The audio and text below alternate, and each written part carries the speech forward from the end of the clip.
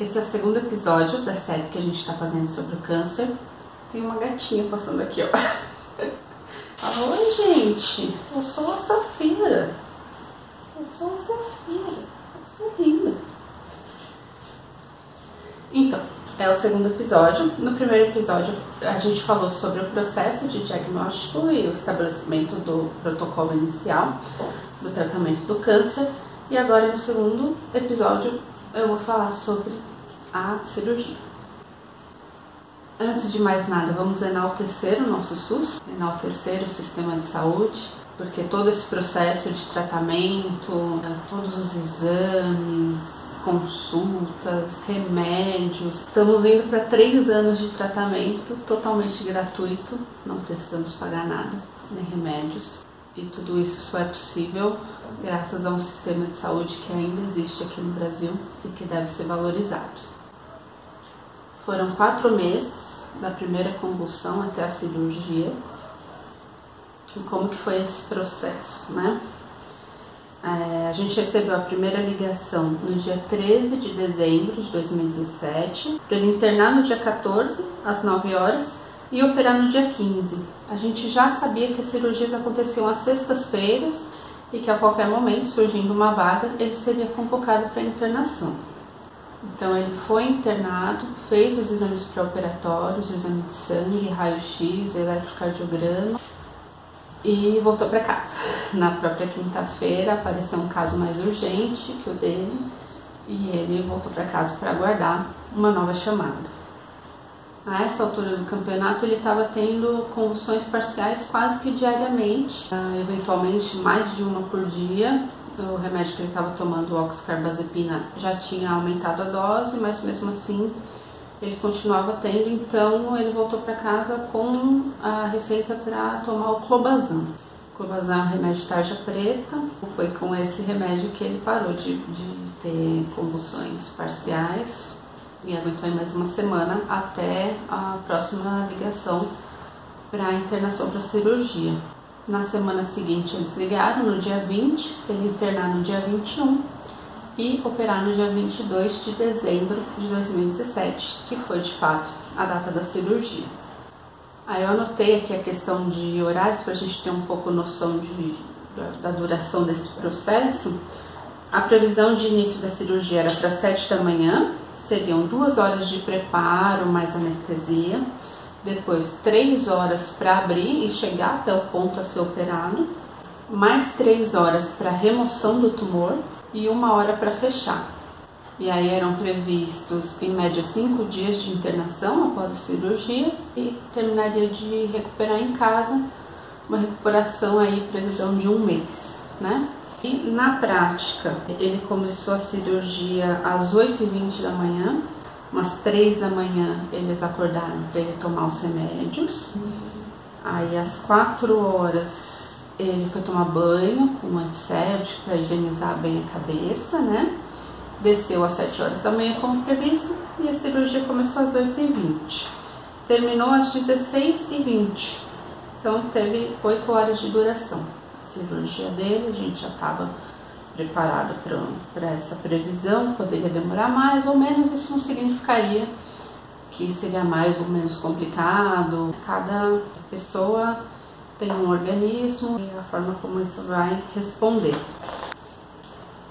Quais eram os principais riscos dessa cirurgia? Bom, é uma cirurgia na cabeça, tinham riscos infinitos de sequelas que ele poderia ter depois da cirurgia e graças a Deus ele não teve nenhuma sequela. Os principais riscos era a perda de movimento do lado esquerdo ou uma perda de força, né? Poderia ser leve isso, perda da visão e o tumor ele estava próximo à artéria cerebral média direita, então também tinha questão do risco de rompimento dessa artéria.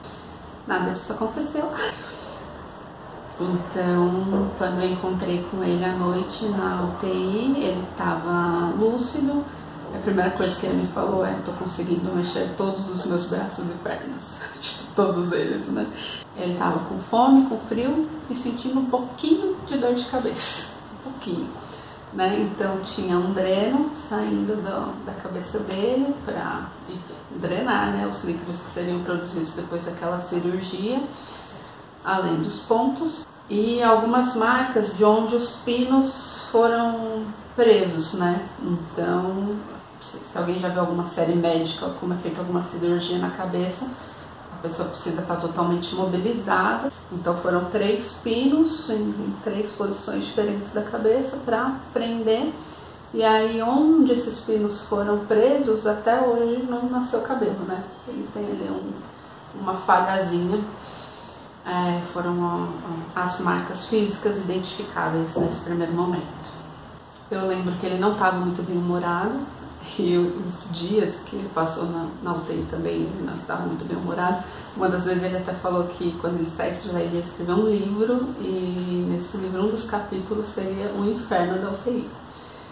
Ele não escreveu o livro e acho que tudo isso já ficou para trás. Mas enfim, tinha ali acho que uma meia dúzia de leitos, outras pessoas com problemas diversos, barulho dos aparelhos, bem frio até para inibir a proliferação de micro-organismos, né? E ele estava sem celular, sem livro, sem nada, passando os dias ali e se sentindo bem, o que é ótimo, né? Como ele operou no dia 22 de dezembro, ele passou o Natal na UTI, então chegou no 23, 24, no 24 ele já poderia voltar para o quarto, mas justamente era Natal, equipe reduzida, médicos plantonistas, né? Então ele foi mantido ali. Eu acredito que se tivesse uma demanda pela utilização do leito da UTI, ele seria mandado para o quarto. Como não houve, ele ficou na UTI até o dia 26 de dezembro, quando ele seria transferido para o quarto, e já deram alta para ele. No dia 26 de dezembro ele já voltou para casa. Tem alguns detalhes ainda desse período de internação, que no dia 24 eles retiraram o dreno, e aí o olho dele começou a ficar meio inchado, assim. Esse olho na cirurgia foi desse lado, então começou a ficar meio inchado.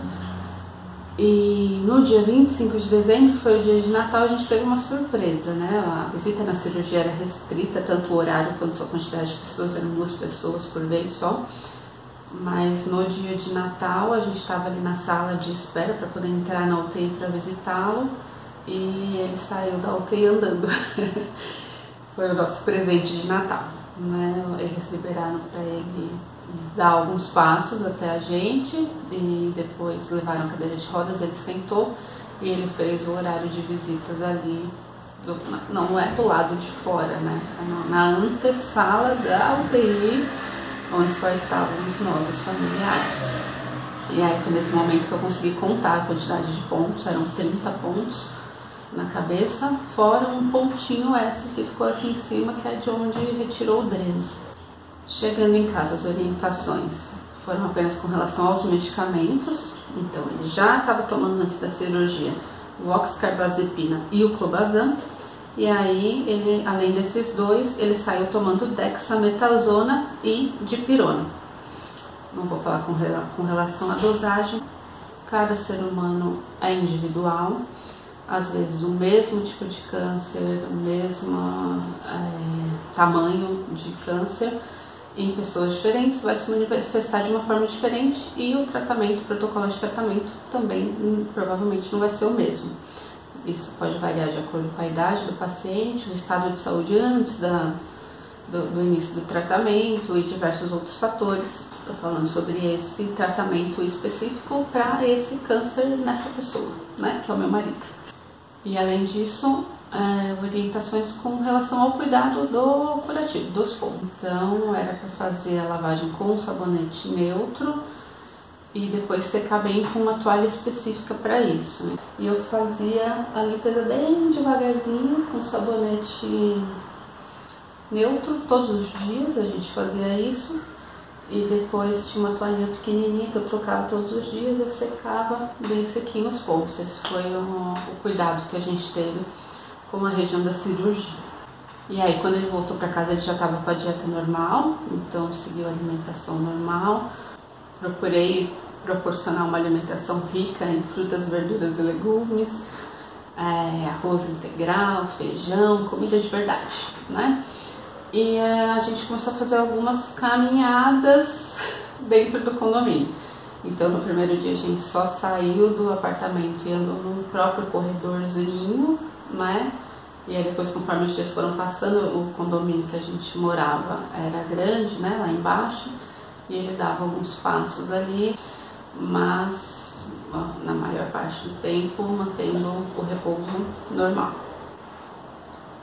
E por conta própria eu acompanhava também a pressão e a temperatura dele todos os dias, de manhã e à noite. E foi tudo padrão, dentro do padrão nos dias que seguiram. Os pontos foram retirados no dia 8 de janeiro de 2018, no dia do meu aniversário. A gente foi até o hospital, ainda não tinha laudo do resultado da biópsia, do material que foi retirado cirurgicamente. Após um mês da cirurgia, ele já tinha retomado a rotina normal. Voltou a trabalhar, a gente voltou a treinar, claro, bem mais leve o treino. Ele andava na esteira, fazia alguns exercícios mais leves e foi retomando isso aos poucos. Eu considero que a atividade física é bastante importante em todo o processo de tratamento, claro que respeitando o repouso recomendado e respeitando também o estado do paciente. Né? Ele vai fazendo tudo de acordo com a capacidade e na intensidade que ele for capaz de fazer no momento. Nas consultas seguintes que a gente foi, demorou um pouco para sair o resultado da biópsia, até por conta de ser período de festas. Então a gente foi algumas vezes, geralmente a gente passava com os residentes. Um deles chegou a comentar até que possivelmente cirurgicamente teria sido removido 40% do tumor, mas também não é uma informação que não seguiu adiante. Todos os médicos com quem a gente passou não tinha como saber quanto por cento foi removido cirurgicamente, e vocês vão ver nos próximos capítulos que existe uma mancha que aparece em todos os exames de imagem que são feitos, que é da própria atividade cirúrgica que foi realizada ali. Então não tem como precisar quanto por cento foi retirado. O Dr. Ribas mesmo, que é quem fez a cirurgia, não passou um número, uma porcentagem precisa de quanto foi retirado cirurgicamente. A análise parcial da biópsia saiu no dia 29 de janeiro de 2018. De fato foi confirmado glioma de baixo grau com evolução lenta. No próprio dia 29 de janeiro, a gente já preencheu a ficha de encaminhamento para o ICESP, que é o Instituto do Câncer do Estado de São Paulo. Também é um hospital que presta serviço através do Sistema Único de Saúde brasileiro, nosso SUS, e é um hospital de referência em tratamento do câncer, fica ali na região das clínicas também. Com isso a gente tem um panorama do antes, durante e depois da cirurgia. A partir do próximo capítulo, então, a gente vai falar sobre o processo todo que ele passou lá no ICESP, no Instituto do Câncer. Eu coloquei algumas fotos aí no vídeo, claro, com a autorização do Johnny, desse processo, algumas características, como que fica depois e como que vai se recuperando. Tem algumas fotos também que mostram os braços dele roxos, né? Ele foi super furado, saiu da cirurgia com coisas entrando em vários pontos dos braços e demorou algumas semanas para isso normalizar, mas é o de menos, né? Tudo voltou ao normal. Então, obrigada e até o próximo capítulo. Um abraço.